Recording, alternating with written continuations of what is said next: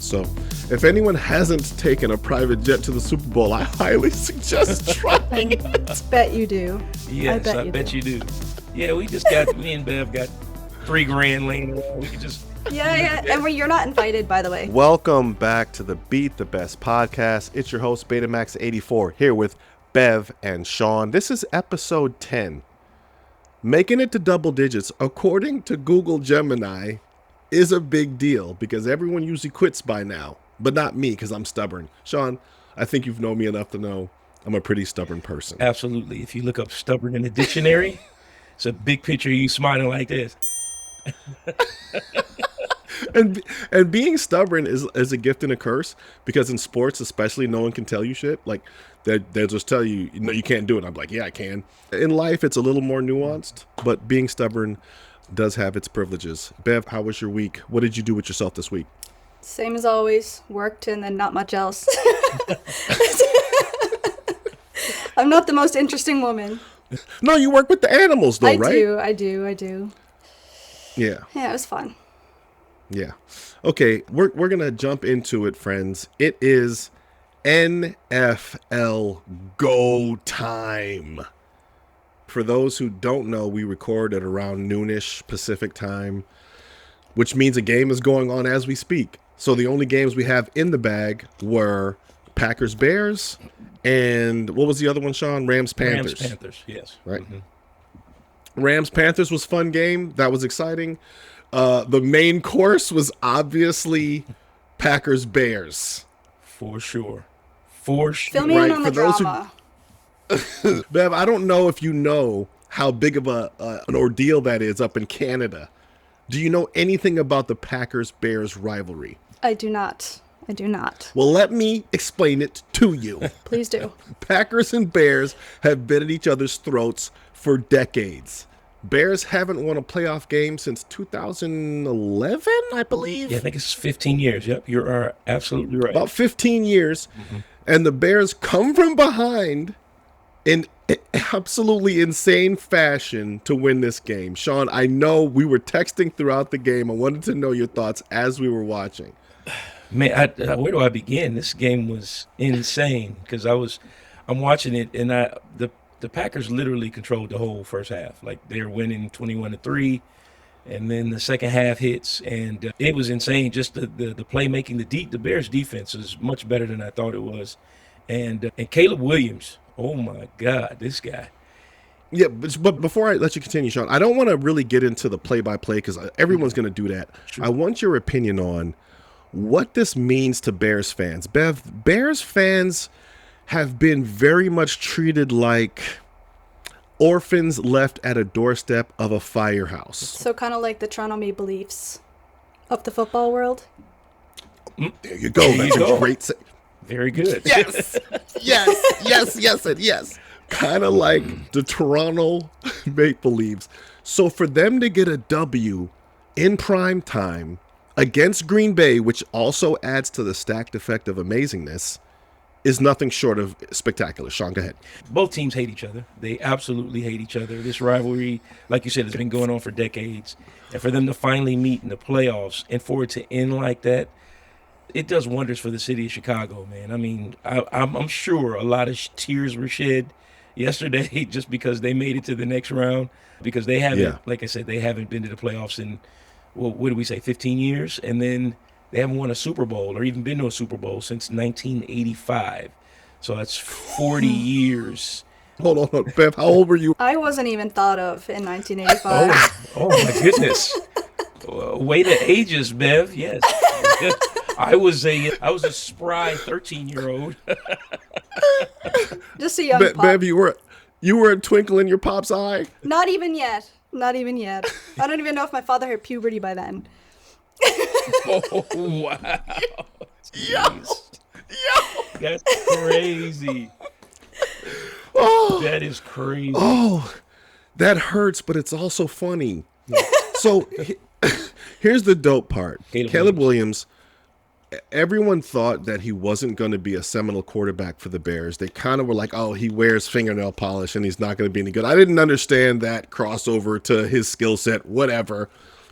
He came out, this is only his second season, and he got that city a win. What Chicago, Bev, you're actually not that far from Chicago. Chicago's one of those cities where if you win in Chicago, it's like winning in New York City. Like, they will love you. You can walk down the street. They'll put their coat down over the snow for you. Okay. And so the way the energy was in that stadium, there has to be something similar to that in Canada, right? When the Toronto Raptors won the championship, what was that, 2018? The whole country was shut down. It was crazy. But I feel the ball. It was, wait, that's the only team we have. They were representing all of Canada. That's true. So I think I can feel the energy that we're talking about. Yeah, so that was a big deal. So me, as a obvious 49er fan, I was really happy for the city of Chicago, and I was happy for the fans of Chicago. Sean, were you not happy for them? Oh, absolutely. My brother, shout out to my brother Chris. He's a huge Bears fan. He's been a Bears fan since we were kids, and for them to come back and do that, it's amazing. And I was a fan as a kid growing up of the '85 Bears, so I was able to watch them win the Super Bowl. So, yeah, the city of Chicago is on fire, and I tell you what, don't let them win next week, because it's gonna be insane if they go to the NFC Championship game. It's gonna be ridiculous there in Chicago. So if they win another one, well, we're not going to get, that's another week from now, and I'm sure we'll talk about that. So let's get into it, guys. We have the NFL playoffs going on. Last week we had Harbaugh get fired, which was an insane turn of events for a coach that's been there for 18 years. Immediately, there was a bidding war for his skills and services, which obviously brings us back to what is a person worth? That's a whole other conversation. Sean, Harbaugh, great coach, gets fired. Everybody wants him. What did you think about that?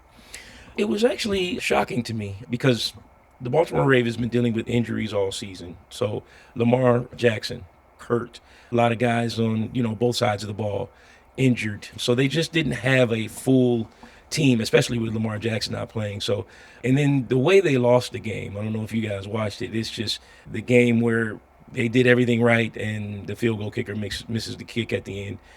It's tough. So I don't know how you do that, but that's the name of the game in professional sports. If you can't get over the hump in so many years, I mean, he's been there 18 years. He did win a Super Bowl with them, but if you can't get back to that especially with this level of quarterback that you have, that you're paying this type of money, they felt a change needed to be made. And I don't necessarily agree with it, but I do understand it. Yeah, I understand it too, Bev. Do you think that a coach should have that much responsibility? Is it a coach's fault if you're losing? Should he bear that much responsibility and make that much money? He's just a coach. He's not on the field. Yeah, frankly, there's so many hands in the kitchen with this kind of stuff. I really don't think that you could put all of that responsibility on the coach. I am trying to listen to what you guys are saying about what happened. So there was no drama. This guy just wasn't getting any wins. That's more or less the situation. Well, worse than that, Bev, he was top 3 in wins over the last 15 seasons, actually, for that team. But they didn't have a good season, so. Oh, okay. Yeah, that seems a bit dramatic. It really is. It really is. And I love the way Bev distills things into simplicities. It does feel a bit dramatic. It really is. Like, obviously, the moment he was fired, everybody wanted him. Immediately. Yeah. I think he was fired, and within, I want to say, 60 minutes, he had already gotten offers. I mean, I feel like that alone shows you that maybe firing this man wasn't a great idea. People are trying to swoop in and pick him up. It's like, it sounds like your loss. Right. It's like if you're dating a Victoria's Secret model and you're like, you know what? We're done. She's on to the next one right away. Doesn't take her long at all. It's not going to take her long to find another suitor, my good man. I am here in your steed. It's not going to be that hard to find. So I don't know if the Harbaugh thing made sense for me. I was looking at it. I looked at the records. I looked at the numbers, which again, SportsCenter and everybody else is going to show. I like to look at it from a humane standpoint. Like, you fire a guy, and did you think to yourself, well, can we find anyone better? These are just, it's a human question, and I don't think that they thought it through, Sean? Did they think they were going to find someone better?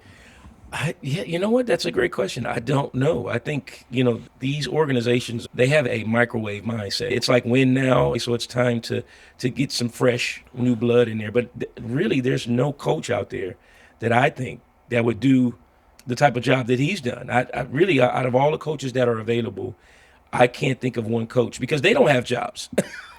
Unless you're going like offensive coordinators and things like that. So, but all the coaches that are out there that are available, there's no good candidates in my opinion. So I'm like, what are you doing? Organizations will be organizations. They do what they do. That's why they make the big bucks. So I feel bad. Bev, please for the next double down guy. on this dramatic. Right. Go ahead. I said I feel bad for the next guy. It feels like they've got big shoes to fill. I don't know. Is anybody signing up for that? Who wants to sign up for that? That seems very great stressful. question. Do they have anybody in the canon that they're looking to sign yet, Sean? I don't even think they have a suitor. No, who not wants at all. to take that job. Not at all. Not at all. They don't have anybody.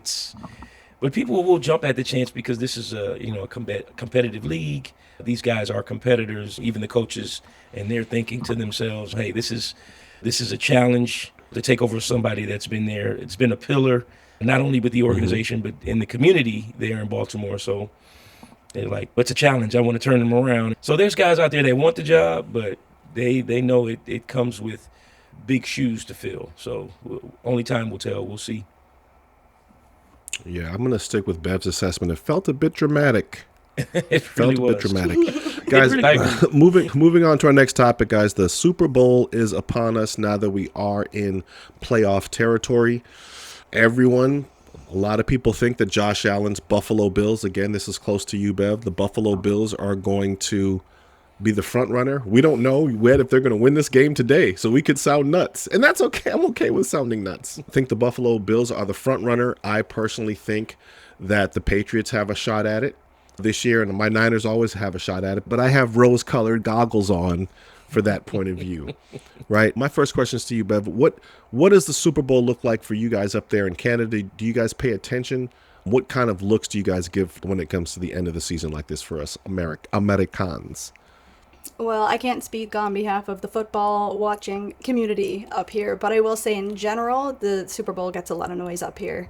It gets a lot of play time. Obviously, the halftime show, people are always interested in watching that. So yeah, it makes a lot of noise out here. There's parties, the whole nine, I think. You guys do have the Super Bowl parties. Oh yeah. Yeah. Do you guys have Tostitos? Tostitos, jump in here and sponsor it, no problem.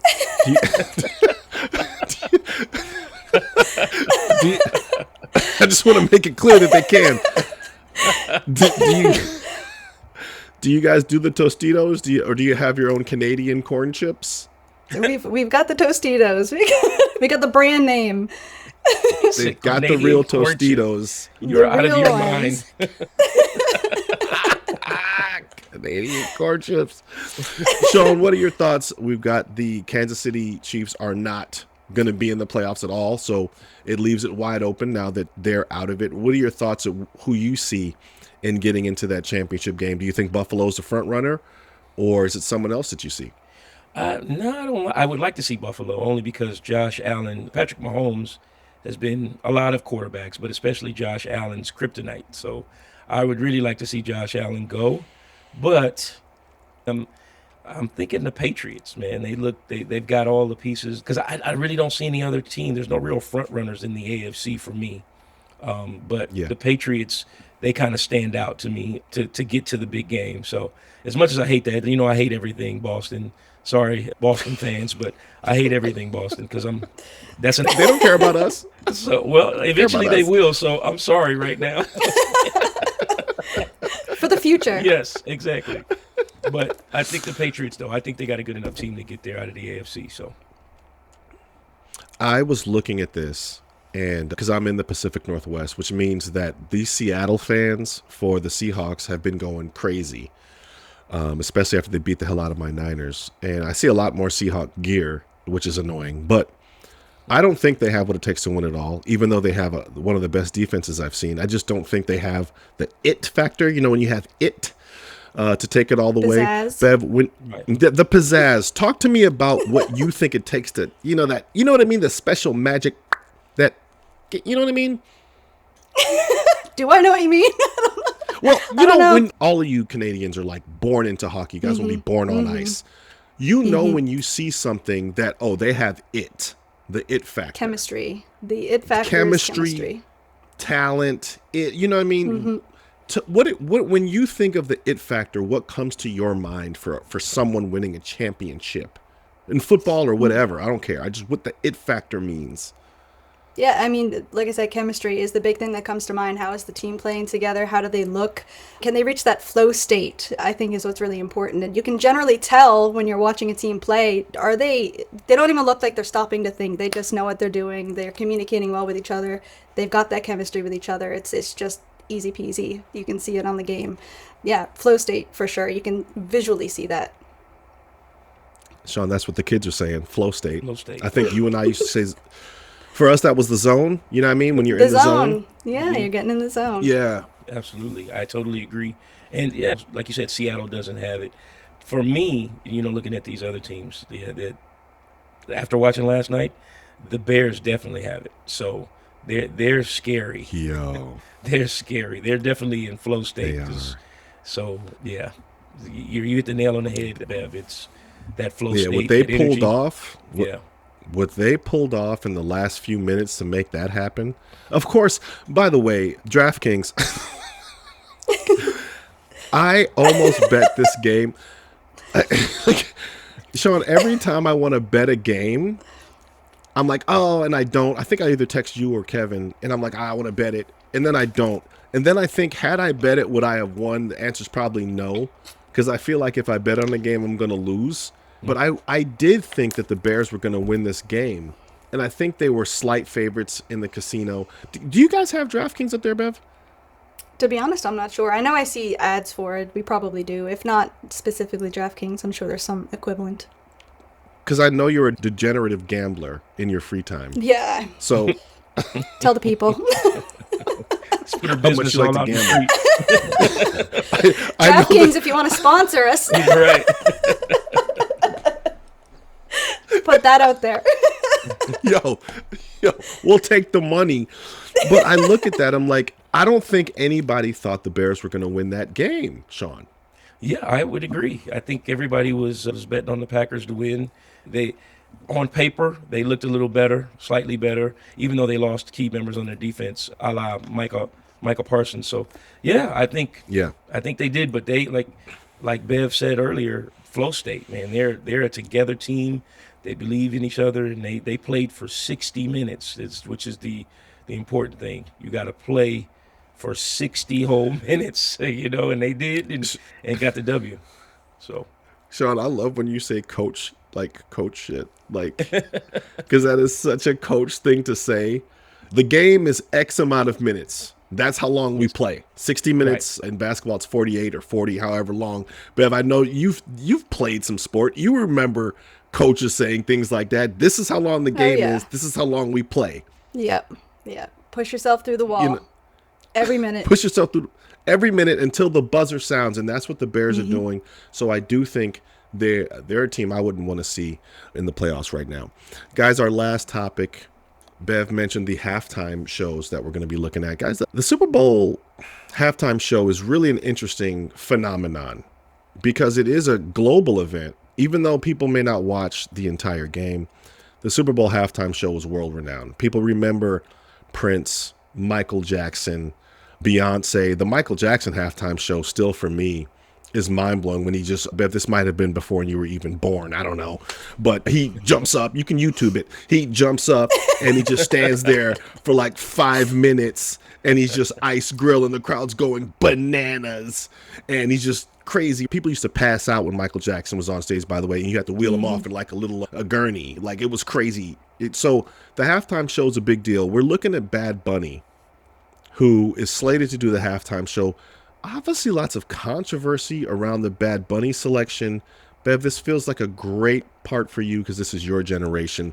What do you feel about Bad Bunny and his halftime snub, or the lack of excitement for him being in the halftime show? I think it's interesting because part of the reason we're doing this halftime show and we're getting these artists in is to bring in a different audience than what's already coming to watch the game. So most of the people that are complaining about Bad Bunny are just they're for the football. We don't care about that. We want the people here to watch the halftime show. We want to bring in that money. So I personally have no qualms. I think he's great. And I think if people chose to see it that way, we want people to watch the game. We want the interest and the views. Then why are we complaining? He's a global entity at this point. I would even say he's a global icon. I mean, some of his hits are like billions of streams, right? Mm-hmm. Yeah, he's a big name. What did they want? The Who again? Sean, I'm not a live music producer, although I do know a little bit about production. What did you think about this? Like, what were people thinking that they wanted to listen to for the halftime show? I don't know. I think, a lot of people they wanted to go, bigger than last year. Of course, last year it was Kendrick Lamar. It was huge. And they wanted to, and it was from both sides. There was a lot of people who loved it, a lot of people who hated it, but that's what you want is the views. And so I think they were worried. A lot of people were worried with Bad Bunny. You're not going to get the same type of fire from it. You're going to get more bad than good, if you will. I think that's one of the things. But it makes sense for the NFL to do something like this because he's global. Mm-hmm. And I think the NFL wants to be global. They're not as global as, an NBA or even Major League Baseball because they've got so many players from different parts of the world, I should say. But, they want to follow suit. So I think that's what it is. Yeah, and I mean, Bev was putting on her marketing hat. Go ahead. I was going to say, people are either going to love it or they're going to hate it, but everybody's going to watch it. So I don't see, even the people that are hating on Bad Bunny are going to be tuning in to see. Sure. You're saying everyone who's going to watch the game anyway doesn't really matter because you're going to be watching the game. The music choice can really help to augment the primary audience or even spread it. Is that what you're saying? Yeah, spread the audience to, obviously this is an American sport, so having like kind of a global icon, like you said, is going to bring in views from around the world. There's going to be people everywhere that want to see this halftime show. And again, just people that wouldn't normally care about football at all. Most of the people that I know, because I'm not in a football circle, they watch for the halftime show. They don't care about the game at all. So picking somebody that's going to bring views, I don't see that as bad in any way. And again, the people that are hating on it are still going to tune in. It's true. And you're yeah, she's absolutely right. And I wanted to add to that when you get a chance. Go ahead, Sean. No, I was going to say, and she's absolutely right. And I think it's the NFL's move to become more global. That's why during the season, because I follow the NFL, they have more games overseas. They've had a game in Germany. They do games in London. They're really trying to become more global. So what better way to do that than to have, someone who's globally known like Bad Bunny do their halftime show. So I think it's all a marketing ploy to get more eyeballs, so they don't care necessarily about the game. Like you said, Bev, a lot of them, a lot of people are going to tune in for that. But NFL doesn't care whether you watch their games or not. They want, especially that particular game, they want the eyeballs, globally. So It makes sense. I rarely like the decisions the NFL makes because it's always based around money. I actually like that they doubled down and were like, we don't care if you don't like it. We're going to have Bad Bunny, right? Because I think there's people similar to Bev's point of view is that they understand that they're going to be expanding what's already going to be taking place and growing the brand. I was at a Super Bowl. I know not everybody has had the experience I've had, but I was at the Super Bowl when Bruce. I went there on a private jet, but that's not here. Okay, Taylor Swift. Another flex. Okay. Stop flexing. That's why you wore the tank top today, huh? You just want to flex on us. That's what you're doing. Okay. It wasn't my private jet, so that's the truth. Bruce Springsteen was the halftime show. And that was an incredible halftime show. But my point is, how many Bruce Springsteens are there out there? The he's an icon, right? So if you run out of icons, eventually you're going to have to find someone who is not only global, but also available. Because not everybody wants to pay to do the Super Bowl. They don't pay you, which is wild. But I want to know your thoughts on that salient point. They don't pay you to do the Super Bowl. Do you think that's right or do you think that's foul? I don't know that I have much of an opinion. I could argue either side of that, frankly. I think it's Let's hear interesting. You're depending on this person to bring a lot of views to the game, to the NFL in general. I think that deserves pay. But also, this person is getting a huge benefit for being there. Arguably, somebody like Bad Bunny, he's playing obviously for the global watchers, but for the people that are already tuned into the NFL, I'm not sure that he's going to get too much of a benefit out of that. But, and generally speaking, this is a new market for some artists to be coming into. How many people that watch the NFL cared about Kendrick and the Drake thing and all of that, but now all of a sudden they're paying attention to it. So yeah, I could argue both sides. I think it's interesting. I don't know that I agree one way or the other. I always think artists should get paid, but you make a great point. If you're on that stage, your streams are going to go up, obviously, because you're reminding everyone of the music that you made. Sean, what's your opinion on that? I would have to agree with Bev. Same thing. You could argue both points, I think. But I always believe he should get paid. Bad Bunny being as popular as he is, and he's going out there, and he's going to get more eyeballs. Maybe he'll get fans that don't know who he is. Maybe there's people living under a rock and don't know. So he'll get those type of fans. So, you could say the NFL. But I know the NFL. The NFL is, they're basically, we want to make more than we put out. So we're not gonna, and that's that organization. That's what they do. So if you decide to do it, you already understand. So I think Bad Bunny's like, you know what? I just want to perform.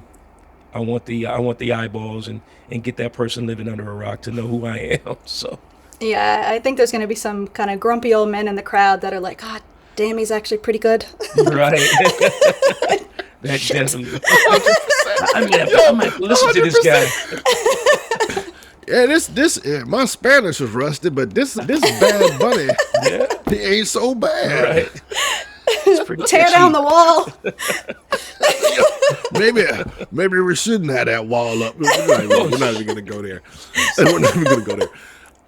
Super Bowl is going to be in a few weeks. I believe it's held in Santa Clara, yes, which is going to be a fantastic venue. Bev, I'm sure you're going to be in the building because you have all kinds of PTO to just go to the Super Bowl and gallivant for a weekend of content creation. And I have friends with private jets and all of that too. So the world is my oyster. It was a different life. I'll tell you the quick story. So I was in LA, a friend of mine who was a writer for CSI who created the show, and he called me and said, hey, this is a true story. Sean knows me, I tell no lies. He goes, yo, what's up? You want to go to Super Bowl? What? Who says no to that? I was like, yeah. He's like, bet. I'm going to get a private jet. It's going to be 4 of us. I said, yo, man, I ain't got private jet money. I don't know if you know, it's like $25,000 just to refuel a private jet. Yeah. I said, yeah, I ain't got it. He said, no, don't trip. I got it. And so we hopped on the PJ. It's all me. We hopped on the PJ. We went in Van Nuys. Sean went to the Van Nuys private terminal. And it's a very different experience. There's no security where they wanted you there. Yeah. I was like, I can just walk on. And they had snacks. Incredible. Already a bonus. No. Who would have thought? No, I mean, they had snacks in the terminal, in the little terminal. And then on the plane, there's beautiful hostesses. They're not even called stewardesses. They're called something else on a private jet. And I think we had like lobster and finger sandwiches, and the chairs aren't like a normal plane. They're all sideways, like you're on the couch. And this is what really blew my mind. You didn't even have to wear your seatbelt. It was like, you just sit down and relax. I mean, I feel like if you're sitting on the chair like it's a couch, if you're going down, there's not much that's going to save you at that point. So what's the seatbelt going to do? Yeah, it was really weird. I'm like, so the seatbelt is just for the plebeians when they're on a plane that's public? So, we get down, I think it was in Tampa. We get down there. We had a great time. Bruce Springsteen, there was the whole WAP. It was a great experience.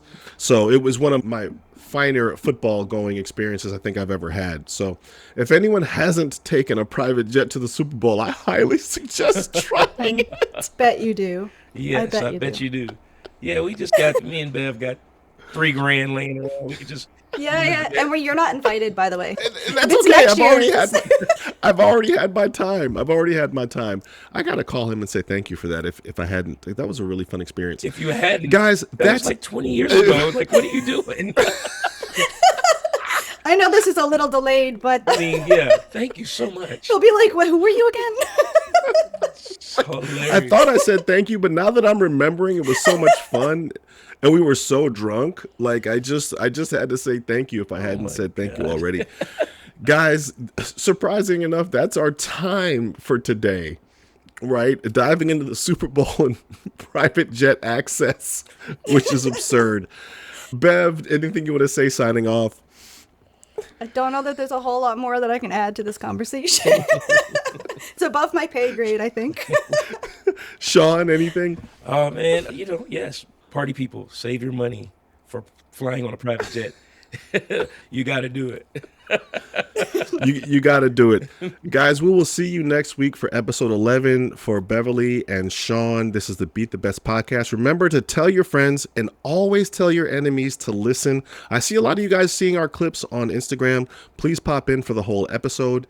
We will see you next week. Peace.